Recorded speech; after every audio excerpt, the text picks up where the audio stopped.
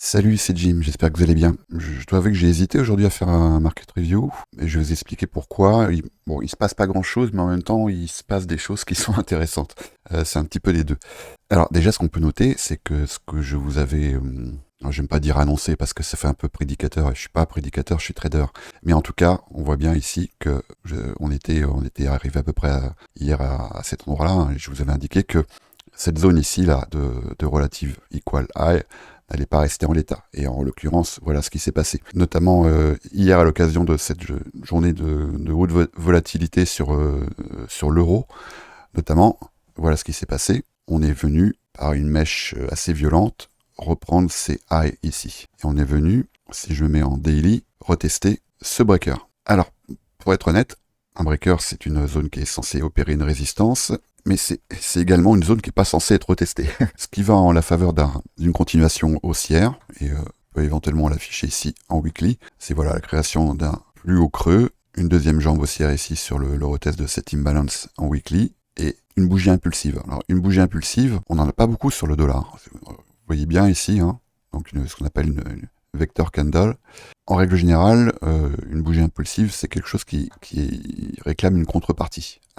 Pas forcément tout de suite, mais en tout cas, ça réclame une contrepartie. Donc là, pour l'instant, je suis un peu sur du 50-50 en fait. Ce qui va plaider en la faveur d'une continuation haussière, pour l'instant en tout cas, c'est ici, voilà, ces deux points d'ancrage weekly, ici. Ce qui pourrait m'amener à penser que cet énorme imbalance ici daily pourrait être retesté. Alors un imbalance, par contre, c'est pas comme un breaker, c'est-à-dire un imbalance, ça peut tout à fait être retesté et opérer un rejet. Donc si on va sur une continuation haussière, bah forcément c'est quelque chose qu'on va retrouver sur la contrepartie des risk-on. À ce détail près que bah, pour l'instant, et là c'est assez inattendu je dois dire, pour l'instant on voit pas de réaction du côté et du SP500 et du Nasdaq, voire même on est sur une corrélation positive sur le Dow Jones.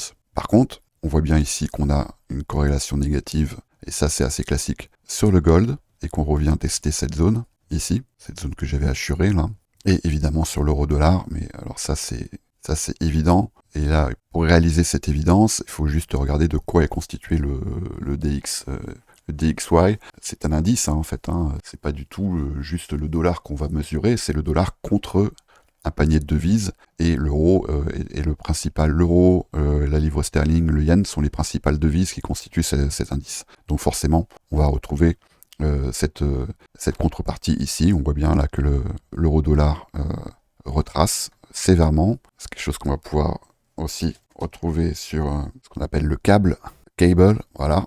Là, j'ai pas vérifié avant, et c'est quelque chose qu'on va probablement aussi retrouver sur le yen. Voilà, bon, c'est clair. Voilà, donc, bon, là, pour l'instant, moi, ce que je vois ici, ça sent la continuation, hein. Ça sent la continuation, là, ce point d'ancrage weekly, ces deux points d'ancrage ici, weekly, là, ils sont quand même bien tentants.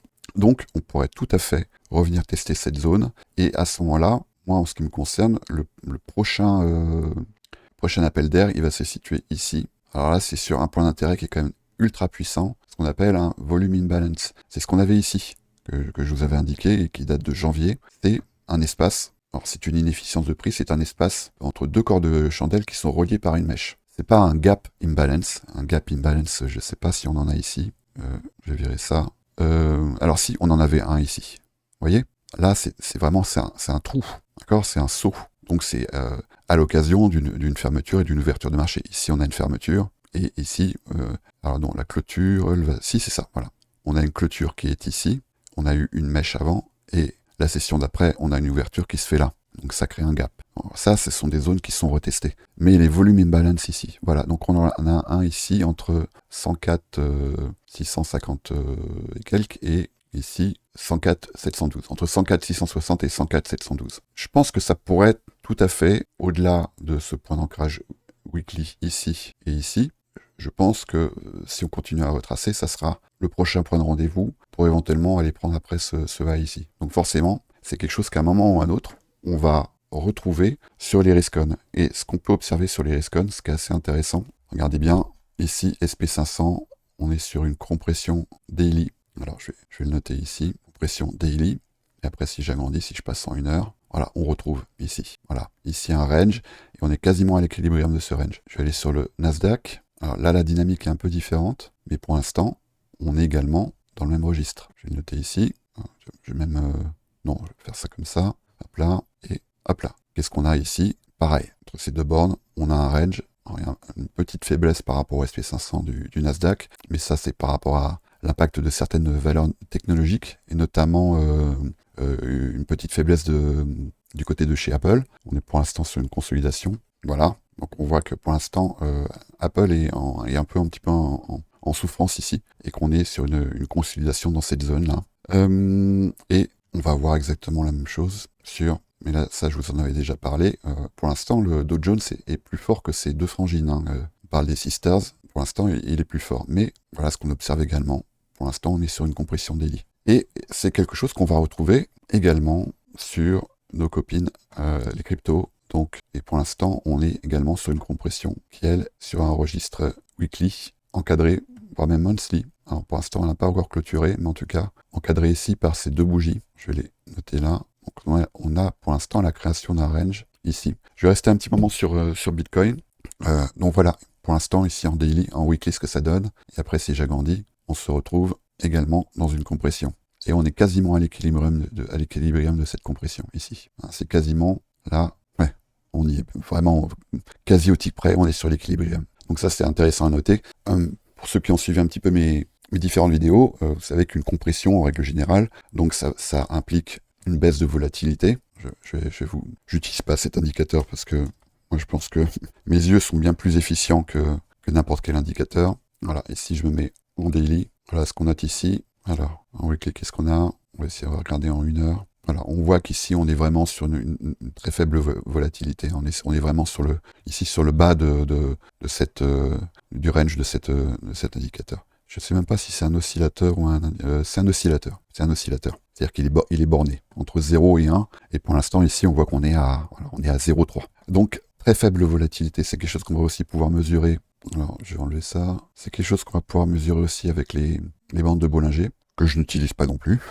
Mais voilà, on voit bien ici. Si je mets en daily, c'est peut-être un peu moins évident. Mais si je resserre un petit peu, voilà. On voit bien, pareil, que la volatilité ici se contracte. Donc, selon moi, cette confluence-là de différents éléments, $1 qui est sur une trend, pour l'instant, qui reprend une trade haussière, je dis pas qu'il va...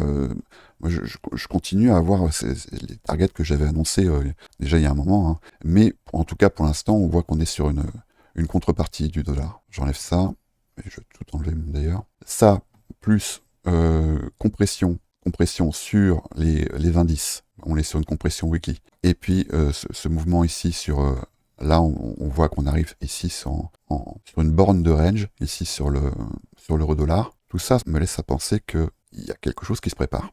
Il y a quelque chose qui se prépare.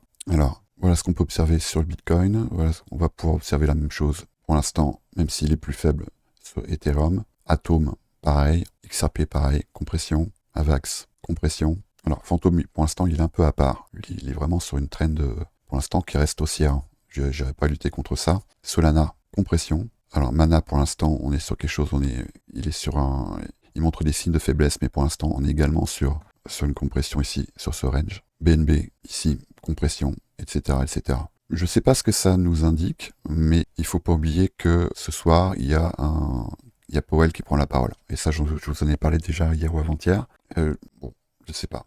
À mon avis, il y a quelque chose qui va se préparer ici. On est en fin de semaine, c'est-à-dire qu'on va aller sur une clôture weekly. Si j'affiche la charte de Bitcoin en weekly, je trouve que c'est assez intéressant. Ça remet peut-être un peu les choses en place. Alors, voilà où on en est en fait. On est vraiment donc sur l'équilibrium ici de ce range. Est-ce que ça veut dire sortie de range? Je crois pas. Je pense qu'on va probablement rester un petit moment dans cette zone, en fait. Peut-être que c'est parti, mais j'ai du mal à croire qu'on va pas venir faire des incursions ici, dans cette zone. J'ai vraiment du mal à le croire. Alors, si je me mets... Ah oui, c'est ça que je voulais vous montrer. Et voilà ce qui me pousse à penser que on va venir retester cette zone-là entre les 53 000 et les 59 112. C'est qu'on a ici une bougie impulsive.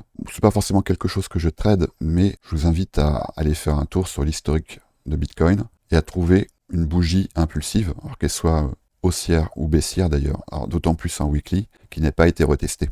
Pour l'instant, vous en trouverez pas. Alors, il y a celle-ci, et voilà, pour l'instant, c'est mon biais, hein, mon hypothèse privilégiée, c'est que cette zone ici, c'est probablement quelque chose qui viendra être, c'est peut-être même quelque chose qui va nous annoncer le bottom d'un futur, lors du prochain bear market, et je ne sais pas quand est-ce qu'il va venir, mais à mon avis, c'est cette zone ici qui viendra être retestée, entre les 30 800 et les 34 100.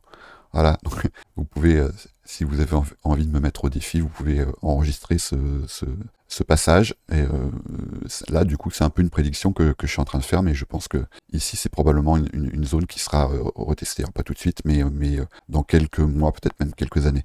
Mais en tout cas, dans l'immédiat, ici, je pense qu'il y a une série de confluences, tout ce que je vous ai montré, le dollar, les compressions, etc.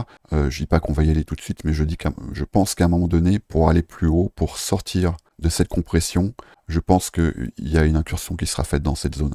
Donc, si vous restez haussier, ce qui pour l'instant est mon cas, hein, sur le Bitcoin, moi, je pense que c'est pas débile de placer des ordres ici dans cette zone. Voilà, ça sera peut-être ça sera peut-être une mèche, et puis hop, on ira plus haut. Et ça sera peut-être aussi une zone de travail, pourquoi pas une consolidation, pour ensuite aller bouncer, voire même pourquoi pas des incursions ici dans cette zone, mais là on est quand même beaucoup plus bas, hein, mais entre 44 000 et 50 000. Ça serait pas déconnant, ça serait pas du tout déconnant. Dernière chose que je voulais vous montrer, et ça c'est assez intéressant, c'est sur le COT. Alors, dernière mise à jour. Bon, si on est sur le 22 mars, donc les mises à jour sont assez récentes. Pour aller regarder le COT, vous allez sur bar chart. Ensuite, vous allez aller sur, alors c'est classé dans les devises, le Bitcoin, qui est assez marrant d'ailleurs. Voilà, ici. Ensuite, là vous avez tous les contrats. Donc ce sont des contrats mensuels. Et vous choisissez le contrat sur lequel il y a plus d'open interest. Et souvent le plus de volume également, mais ça. Et donc vous voyez ici que c'est le dernier, qu'on commence à s'échanger un petit peu les contrats d'avril. Et pour l'instant, ça reste mars, hein, sur lequel il y a beaucoup plus d'open interest. Donc en gros des contrats à la vente ou à l'achat, hein. Vous cliquez dessus. Donc moi c'est déjà paramétré, mais je peux vous montrer, hein. Et après moi alors ici vous allez cliquer sur Full Chart. Alors moi ce que j'affiche ici c'est déjà deux EMA. Bon ça c'est juste pour trouver des confluences. Il y a une EMA 18 et une EMA 40, EMA exponentielle, hein, une 18 et une 40. Ça c'est juste un peu pour observer le momentum. Mais bon on le voit bien à l'œil nu, hein, on voit bien que pour l'instant il y a une petite touchette ici, mais l'EMA courte est largement au-dessus de l'EMA lente. Et j'affiche également ici le COT. Et pour ça, vous allez aller dans Study et vous allez afficher le COTLC. Vous allez trouver ici COT. Alors je crois que c'est le chart. Je ne vais pas vous dire de bêtises, mais il me semble que c'est celui-là. Et vous avez donc vous avez les institutionnels. Ici, les small, les petits traders. Bon, ça reste quand même des traders qui sont sur des gros volumes, hein, mais et ici, vous avez les commerciaux. Donc, c'est essentiellement ça qu'on va regarder, en fait. Les commerciaux et éventuellement les institutionnels. Et pour l'instant, ce qu'on voit, c'est que ça, sur cette montée, et depuis ce bounce-là, depuis les 40K, on est en léger short. Il y a eu 2 paliers, et pour l'instant, ça ne bouge pas sur cette montée. D'accord ? Donc, ça ne bouge pas ici, avec un open interest qui aussi a fonctionné par palier. Alors, je ne peux pas l'agrandir ici. Pour l'instant, reste assez stable. Ça veut dire que, selon moi, pour l'instant, les commerciaux, là, je pense ici qu'on est plutôt dans le registre du hedging, c'est-à-dire on est sur un engagement ici, certainement sur du spot, et forcément, notamment les hedge funds, ils protègent toujours leur position avec une contrepartie en contrat futur. Et on voit qu'ici, pour l'instant, ce hedging, il reste stable, y compris sur cette montée. Ça veut dire, selon moi, que pour l'instant, les commerciaux n'anticipent pas de retracement significatif. Voilà. Donc après, bon, c'est pas des prédicateurs non plus, ils n'ont pas de boule de cristal, mais en tout cas, pour l'instant, là, leurs data ne les ont pas amenés à modifier là où on est, leur stratégie. Donc c'est assez intéressant de noter ça. Voilà, bon je crois que c'est tout pour moi. Donc on va vraiment bien observer ce qui va se passer à 9 heures. Pour l'instant, on a 5 heures de décalage avec New York. Donc ça nous fait, pour l'instant, ça nous fait faire du 14 heures. Donc à 14 heures, on va bien observer ce qui va se passer. Il y a un petit manège aussi que je vais observer sur Bitcoin, mais essentiellement sur les indices. Et ça, je regarde ça systématiquement. Donc là, je suis en weekly. C'est le fameux TGIF. Je crois que j'ai une vidéo. Alors, je pense qu'elle n'est pas publique, cette vidéo. J'ai dû la mettre pour les membres du salon VIP. Mais bon, si ça peut vous motiver à nous rejoindre, il y a une vidéo dans laquelle j'en parle.